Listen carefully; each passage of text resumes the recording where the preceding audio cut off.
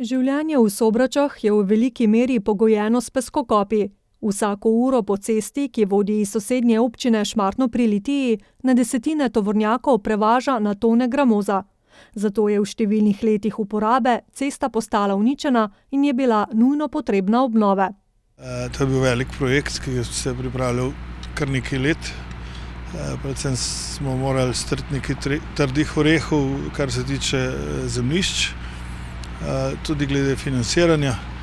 A jim je na koncu uspelo in cesta je zdaj dovolj široka, za pešce pa so poskrbeli z izgradnjo pločnika. Denar za obnovo, ki jo je izvajalo podjetje Komunalne gradnje, je šel iz občinske blagajne. Seveda pa smo za to investicijo porabili denar, ki ga za investicije daje država vsako leto. Vendar jaz to jemljem kot občinski denar.